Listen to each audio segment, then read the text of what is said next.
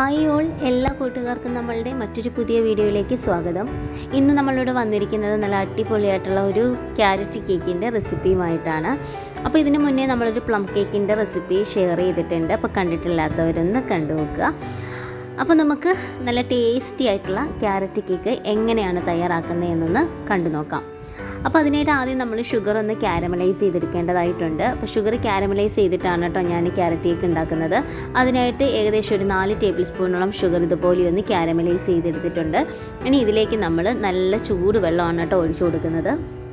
അപ്പം നമ്മൾ പ്ലം കേക്കിൻ്റെ ആ ഒരു വീഡിയോ ചെയ്ത സമയത്തും പറഞ്ഞിട്ടുണ്ടായിരുന്നു, നമ്മൾ ഷുഗർ ക്യാരമലൈസ് ചെയ്യുമ്പം നല്ല ചൂട് വെള്ളം വേണം ഒഴിച്ചു കൊടുക്കാനെന്ന്. കാരണം നമ്മൾ തണുത്ത വെള്ളമൊക്കെ ഒഴിച്ചു കഴിഞ്ഞാൽ നമ്മളുടെ ഈ ഒരു ഷുഗർ പെട്ടെന്ന് കട്ടിയായിട്ട് വീണ്ടും നമ്മൾ ചൂടാക്കിയതിന് ശേഷം മാത്രമേ മെൽറ്റായി വരുള്ളൂ. അങ്ങനെ നമ്മളിതേ വെള്ളമൊക്കെ ഒഴിച്ച് ഒന്ന് നന്നായിട്ടൊന്ന് പതപ്പിച്ചെടുത്തതിന് ശേഷം നമ്മൾ 1 കപ്പ് ഗ്രേറ്റ് ചെയ്തിട്ടുള്ള ക്യാരറ്റാണ് ചേർത്ത് കൊടുത്തിരിക്കുന്നത്. അപ്പോൾ ചെറുതായിട്ട് വേണം കേട്ടോ ഗ്രേറ്റ് ചെയ്തെടുക്കാനായിട്ട്. വലിയ പീസസ് ആയിട്ട് ഗ്രേറ്റ് ചെയ്തെടുത്ത് കഴിഞ്ഞാൽ നമ്മുടെ കേക്ക് ബേക്കായി വരുമ്പോഴത്തേന് ക്യാരറ്റ് എല്ലാം അടിയിലേക്ക് അങ്ങ് പോകും. അപ്പോൾ അത് ഒഴിവാക്കാനായിട്ടാണ് നമ്മൾ ഈ ചെറുതായിട്ട് ഇങ്ങനെ ഗ്രേറ്റ് ചെയ്തെടുക്കുന്നത്.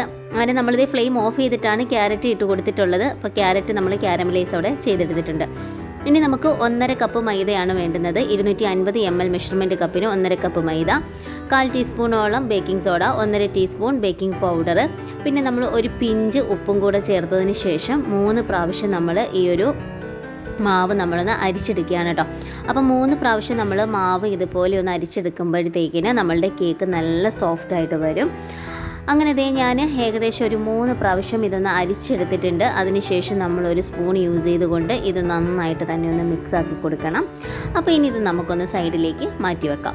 ഇനി നമുക്ക് മറ്റൊരു ബൗളിലേക്ക് 3 കോഴിമുട്ടയാണ് കേട്ടോ പൊട്ടിച്ചൊഴിച്ച് കൊടുത്തിരിക്കുന്നത്. അപ്പോൾ നനവില്ലാത്ത ബൗളിലേക്ക് റൂം ടെമ്പറേച്ചറിലിരുന്ന 3 മുട്ടയാണ് എടുത്തിട്ടുള്ളത്.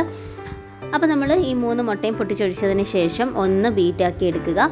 അതിനുശേഷം നമ്മൾ ഇതിലേക്ക് വാനില എസൻസ് ആണ് കേട്ടോ ചേർത്ത് കൊടുക്കുന്നത്.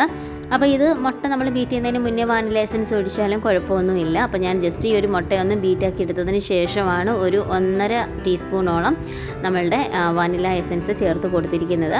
വാനില എസൻസ് ചേർത്ത് കൊടുത്തതിന് ശേഷവും നന്നായിട്ടൊന്ന് ബീറ്റാക്കി എടുക്കുക. അതിനുശേഷം നമ്മളിതിലേക്ക് ചേർക്കുന്നത് 1.5 കപ്പ് പൊടിച്ച പഞ്ചസാരയാണ് കേട്ടോ. ഇനിയിപ്പോൾ പൊടിക്കാത്ത പഞ്ചസാര വേണമെങ്കിലും ചേർത്ത് കൊടുക്കാം. നന്നായിട്ട് ബീറ്റ് ചെയ്തെടുത്താൽ മാത്രം മതിയാകും. അപ്പോൾ പഞ്ചസാരയൊക്കെ നന്നായിട്ട് ബീറ്റ് ആയില്ലെന്നുണ്ടെങ്കിൽ നമ്മൾ കേക്ക് ബേക്കായി വരുമ്പം മേൾഭാഗം ഇങ്ങനെ ഒരുമാതിരി ഒട്ടൽ പോലെ വരും കേട്ടോ. അപ്പോൾ അത് ഒഴിവാക്കാനായിട്ടാണ് നമ്മൾ ഈ പൊടിച്ച പഞ്ചസാര തന്നെ ചേർക്കുന്നത്. അതിനുശേഷം നമ്മളൊരു 1/4 കപ്പ് നമ്മുടെ സൺഫ്ലവർ ഓയിലാണ് ചേർത്തിരിക്കുന്നത്. അപ്പം വെജിറ്റബിൾ ഓയിൽ നമ്മളിതിലേക്ക് ചേർക്കരുത്. ഇനിയിപ്പം നമ്മുടെ സൺഫ്ലവർ ഓയിലിന് പകരം നമുക്ക് വേണമെന്നുണ്ടെങ്കിൽ ബട്ടറും ചേർത്ത് കൊടുക്കാം കേട്ടോ. ബട്ടറൊക്കെ ചേർത്ത് കൊടുക്കുമ്പോൾ ഒരു പ്രത്യേക ടേസ്റ്റാണ് കേക്കിന് കിട്ടുന്നത്. അപ്പോൾ ഓയിൽ ഒഴിച്ചതിന് ശേഷം ഇനി നമ്മൾ ഓവറായിട്ട് ബീറ്റിങ്ങോ ഒന്നും പാടില്ല. അതിനുശേഷം നമ്മളിതേ ഇതിലേക്ക് ചേർക്കുന്നത് നമ്മൾ നേരത്തെ ഷുഗറിൽ സോക്ക് ചെയ്ത് വെച്ചിട്ടുള്ള നമ്മളുടെ ക്യാരറ്റ് മിക്സിംഗ് ആണ്. അപ്പോൾ അതും കൂടെ ചേർത്ത് ജസ്റ്റ് ഒന്ന് ബീറ്റ് ചെയ്തെടുക്കുക. ജസ്റ്റ് ഒന്ന് കറക്കുക മാത്രമേ ചെയ്യാവുള്ളൂ. അപ്പോൾ ജസ്റ്റ് ഒന്ന് ബീറ്റാക്കി എടുത്തതിന് ശേഷം ഇനി നമ്മുടെ സ്പാച്ചുല യൂസ് ചെയ്തുകൊണ്ട് ഇത് നന്നായിട്ട് തന്നെ ഒന്ന് മിക്സ് ആക്കി എടുക്കണം. അതിനുശേഷം നമ്മൾ നേരത്തെ തരിച്ചു മാറ്റി വെച്ചിരിക്കുന്ന നമ്മുടെ ഡ്രൈ ഇൻഗ്രീഡിയൻറ്റ് നമുക്ക് കുറേശ്ശെയായിട്ട് ചേർത്ത് കൊടുക്കാം. അങ്ങനെ കുറേശ്ശെയായിട്ട് വേണം നമ്മുടെ ഈ ഒരു ഡ്രൈ ഇൻഗ്രീഡിയൻസ് ഒക്കെ ചേർത്ത് കൊടുക്കാനായിട്ട്. നമ്മൾ മൊത്തത്തിൽ ഇട്ട് കഴിഞ്ഞാൽ ഇത് പെട്ടെന്ന് മാവൊക്കെ അങ്ങ് കട്ട പിടിച്ചു പോകും. നമുക്ക് നന്നായിട്ട് മിക്സ് ആയി കിട്ടില്ല.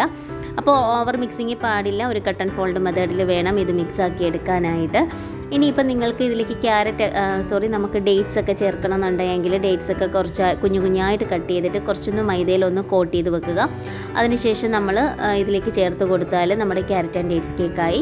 അപ്പോൾ നമ്മളിവിടെ ഡേറ്റ്സ് ഒന്നും ചേർക്കുന്നില്ല. നമ്മൾ നോർമൽ ക്യാരറ്റ് കേക്കാണ് ചെയ്യുന്നത്. അങ്ങനെ നമ്മളുടെ ബാറ്റർ ഇവിടെ റെഡി ആയിട്ടുണ്ട്. ഞാനൊരു 7 ഇഞ്ചിൻ്റെ കേക്ക് ടിന്നിലേക്ക് നമ്മുടെ ബാറ്റർ ഒഴിച്ചു കൊടുത്തതിന് ശേഷം ഒന്ന് ഇതുപോലെ ടാപ്പ് ചെയ്തെടുത്ത് ബേക്ക് ചെയ്തെടുത്തിട്ടുള്ള കേക്കാണിത്. അപ്പോൾ ഏകദേശം ഞാനൊരു 60 മിനിറ്റ്സ് എനിക്ക് വേണ്ടി വന്നു ഇതൊന്ന് ബേക്കായി കിട്ടാനായിട്ട്. അങ്ങനെ ബേക്ക് ഒന്ന് ഒരു ഹാഫ് ബേക്കായപ്പോൾ തന്നെ ഞാൻ ഇതുപോലെ കാഷ്യൂ നട്ട്സും കിസ്മിസിനും മുകളിലായിട്ടൊന്ന് ഇട്ട് കൊടുത്തിട്ടുണ്ടായിരുന്നു. അപ്പോൾ നല്ല അടിപൊളി ടേസ്റ്റി ആയിട്ടുള്ള ഒരു ക്യാരറ്റ് കേക്കാണ്. അപ്പോൾ ഇത് ഞാൻ കട്ട് ചെയ്ത് കാണിക്കാത്തത് ഇത് ഞാൻ സെയിൽ ചെയ്യുന്ന കേക്കായതുകൊണ്ടാണ് കേട്ടോ. അതുകൊണ്ടാണ് ഇത് കട്ട് ചെയ്ത് കാണിക്കാത്തത്. അപ്പോൾ എല്ലാ കൂട്ടുകാരും ഈ ക്രിസ്മസിന് ഈ കേക്കും കൂടി ഒന്ന് ട്രൈ ചെയ്ത് നോക്കുക. നമ്മുടെ പ്ലം കേക്ക്, റിച്ച് പ്ലം കേക്കിൻ്റെ റെസിപ്പി കണ്ടിട്ടില്ലാത്ത ആളുകളുണ്ടെങ്കിൽ അതും കൂടി ഒന്ന് കണ്ട് നിങ്ങളുടെ അഭിപ്രായങ്ങൾ നമ്മുടെ കമൻറ്റിൽ അറിയിക്കുക.